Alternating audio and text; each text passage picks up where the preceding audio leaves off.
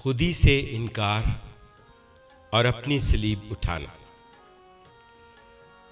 उस वक्त यीशु ने अपने शागिर्दों से कहा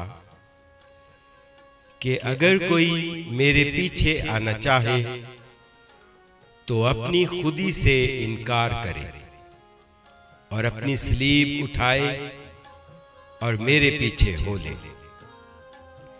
मुकद्दस मत्ती की अंजील 16 बाब 24 आयत। खुदावंद में मेरे अजीजों, हमारा चैनल अंजील के फर्जंद की तरफ से रोज़ाना इंसानी ज़िंदगी से ताल्लुक़ रखने वाली कलाम मुक़द्दस की रोशनी में आयात शेयर करना आपको अच्छा लगता है और फ़ायदामंद है, तो प्लीज़ आपसे दरख्वास्त है कि हमारे चैनल को पसंद करें, लाइक करें, शेयर करें और सब्सक्राइब भी करें। बहुत शुक्रिया, यही हमारे लिए हौसला अफजाई है। तो आइए चलते हैं आज की आयत की तरफ कि आज की आयत हमें क्या रहनुमाई देती है, क्या हमें बताती है। मेरे अजीज़ों, अपनी खुदी से इनकार करना और अपनी सलीब उठाना इस दुनिया में नामुमकिन नहीं है, बस थोड़ा मुश्किल ज़रूर है, क्योंकि हमारे लिए खुदावंद यीशु मसीह की सलीब और खुदावंद यीशु मसीह के दुख और हमारी खातर सलीबी मौत सहना, दुख सहना, तकलीफ़ें सहना और सलीब पर अपनी जान दे देना, ये बहुत बड़ी हमारे लिए तमसील है। क्योंकि खुदावंद यीशु मसीह अपने पूरे जलाल, अपनी कुदरत और अपनी ताकत और हशमत, ये सब कुछ रखते हुए, इन सब चीज़ों पर कादिर होते हुए, बाइख्तियार होते हुए, खुदावंद यीशु मसीह ने सलीब पर अपने तकलीफ़ देने वालों को मुआफ़ किया। हाथ में, सीने में, पाँव में ज़ख्म देने वालों को, खून निकालने वालों को, जो उनको गालियाँ देते थे, जो उनको बुरा भला कहते थे, जो तमांचे मारते थे, खुदावंद ने ताकत के बावजूद उनको माफ़ किया। वो चाहते थे, क्योंकि जब पतरस ने उस सिपाही का कान काट दिया तो खुदावंद यीशु मसीह ने पतरस से कहा कि ऐ पतरस, अपनी तलवार को म्यान में रख, क्योंकि मैं अगर चाहूँ तो मेरा बाप मेरे लिए फरिश्तों के 12 तुमन मेरी मदद के लिए भेज सकता है।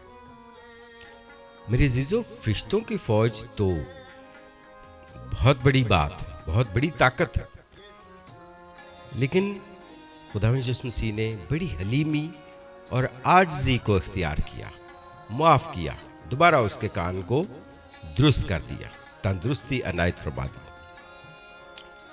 सो आज मेरे अजीज़ों, हमारे लिए जो सबक है, इस दुनिया में रहते हुए हम इनफरादी तौर पर अपने घर में, अपने ख़ानदान में, अपने बहन भाइयों में, अपने रिश्तेदारों में, या जहाँ भी हम काम करते हैं या रहते हैं, उसमें हमें अपने आप को हलीम और बड़ा मुदब्बर और बड़ी आजिज़ी के साथ वक्त गुजारना है। अपने अमल को और अपनी खुदी से इनकार करना है। बेशक भले हम बड़ी ताकत रखते हों या बदला लेने की ताकत, जुर्रत रखते हों, तो हमने उससे इनकार करना है, हमें मुआफ़ करना है, उनसे मोहब्बत से पेश आना है। अगर कोई हमें तकलीफ़ देता है, परेशान करता है, तो हमें उसे मुआफ़ करना है। कभी बिजनेस में, काम करने में, घर में, हर तरह से, अपने हर रिश्ते में, हर छोटे बड़े को, हर रिश्ते को हमें देखना है, जांचना है कि हम उसके साथ किस तरह से पेश आते हैं। क्या हमारी बर्दाश्त जवाब दे जाती है? क्या हमारे सब्र का पैमाना लबरेज हो जाता है? हम कैसे बर्दाश्त करते हैं? हमारा जो अमल है, हमारी जो सोच है, वो दूसरों के लिए कैसी है।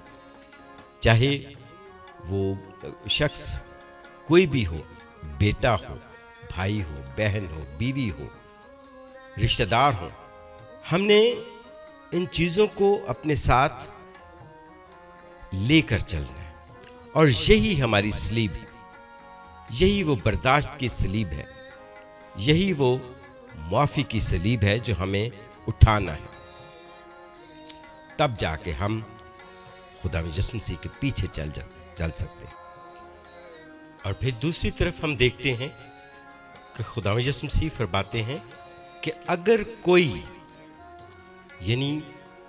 कोई भी शख्स मेरे पीछे आना चाहे तो अपनी सलीब उठाए।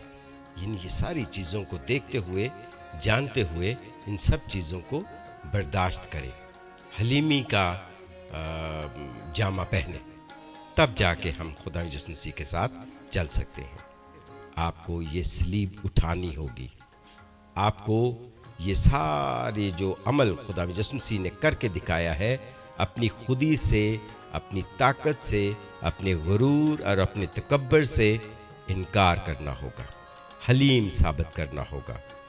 क्योंकि खुदा यीशु मसीह फरमाते हैं कि बच्चों की तरह मासूम बन जाएं, जिसे कुछ खबर नहीं, बिल्कुल बच्चे बन जाएं अपनी अक्ल में और अपनी हिकमत में भी।